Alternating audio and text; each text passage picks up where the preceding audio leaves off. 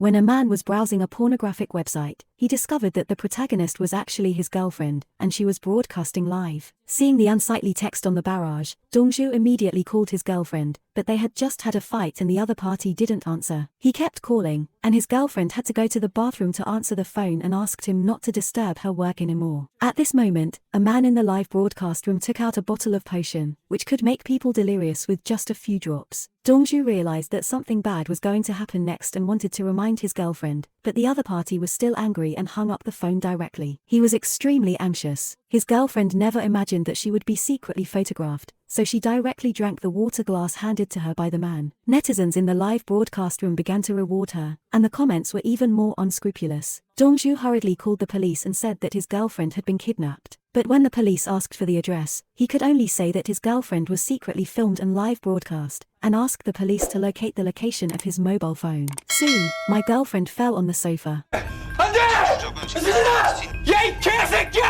Seeing that tragedy was about to happen, the man started a paid live broadcast. If he wanted to continue watching, he needed to pay 300,000 won. If he didn't pay, he would automatically exit. In order to rescue his girlfriend, Dongju put in the remaining savings. The man only raised his girlfriend's arm, and netizens kept giving rewards. In just 30 seconds, the number of people paying reached 4,500. Some netizens asked that they want to watch something exciting. The man took out the woman's mobile phone and dialed a number to see her reaction. Dongju immediately called the phone and offered a reward of 100,000 won to the other party to answer the call.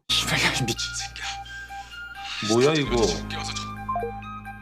왜 전화를 하자마자 욕지르지? 천박하게? In order to be able to talk again, Dongju rewarded him with another 100,000 won. This time he tried to control his emotions and asked who the other party was and why he had a friend's phone number. The man said he picked it up, and Dongju wanted to ask him for his address to pick it up, but the other person said he was very busy. He couldn't help but curse directly, saying that he was watching the live broadcast. The man hung up the phone again, and the helpless Dongju could only reward him again, saying that Shujin was his girlfriend, but the other party didn't believe it at all, so he sent a photo with his girlfriend to ask him not to do anything illegal. However, the warning did not scare the man, and in turn he threatened to spend money to buy his girlfriend back. Otherwise he would make a video and send it to the big brother. His girlfriend was stunned and broadcast live around the world. Dongju could only watch some unscrupulous fans commenting in the live broadcast room. The man had no choice but to continue the performance according to the request and even took photos. The situation became serious, and Dongju hurriedly went to the police station with his notebook in hand to report the incident. But just as he arrived at the door, a man's warning came from the live broadcast room. It turned out that the other party had invaded Dongju's computer, monitored his actions through the camera, and threatened that Shujin's photos would be posted online if he did not return home within 15 minutes. For the sake of his girlfriend's reputation, he could only do it. On the way back, he borrowed 3 million won from a friend and planned to redeem his girlfriend. The first thing he did when he got home was to cover the camera, and then called his sister and asked him to call the police. However, his sister's information was picked up by netizens, and he was blocked by netizens. When he learned that Dongju had not given up the idea of calling the police, the man decided to teach him a lesson, took out a rose and placed it on Shujin's chest, then wrote red characters on her forehead, and a perfect work of art was born. Then he took out various tools such as chisels, axes, and shenjinding. He recorded the video under the light of the lights. What made him even more angry was that he wanted to send the video to the top brother in the live broadcast room. In order to prevent the video from leaking out, Dongju directly rewarded 3.1 million won, but in the end he lost the ownership of the video.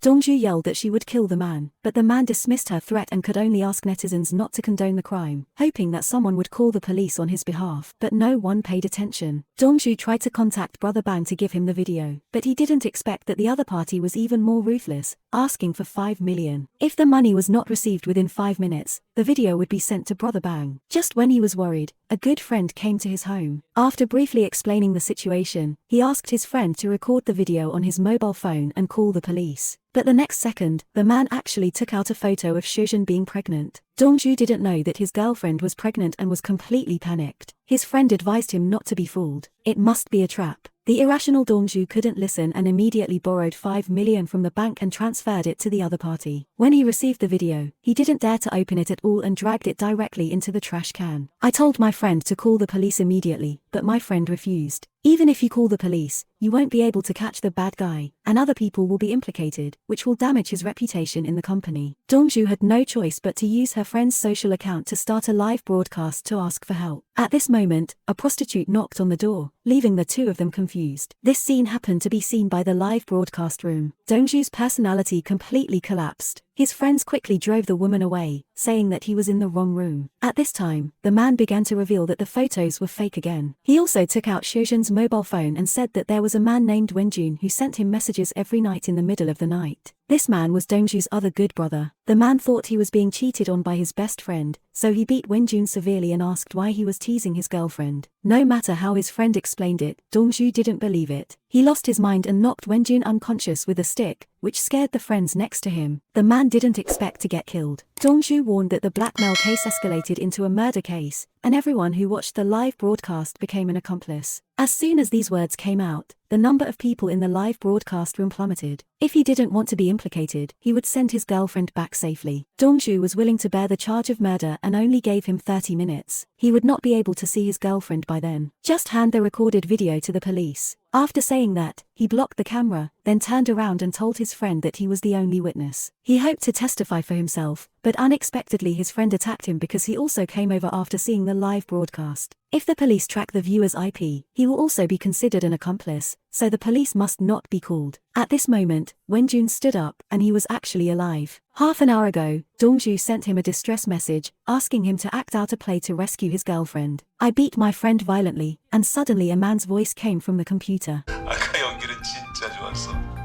오스카상감이다. Dongju looked confused. He had obviously covered the camera, so how did he know they were acting? He looked around and picked up the alarm clock in front of him. It was a new gift from his girlfriend yesterday. Since there was a camera hidden in it, Shoshin no longer pretended that the matter had been exposed. In fact, he and the man were together and planned this live broadcast as a punishment for Dongju. He and his friends often watched candid live broadcasts, just like the netizens in the live broadcast room now. Because of their connivance, Shoshin's sister, the man's wives all became victims, but no one chose to call the police. So, the families of the victims made a plan to respond to the perpetrators in the same way. By tracking the IP, they determined the location of each viewer, kindly sent an alarm clock, and then recorded each person's face so that these perpetrators were punished as they deserved, including social leaders and business people. The internet is not a lawless place, and they are all victims. An apology.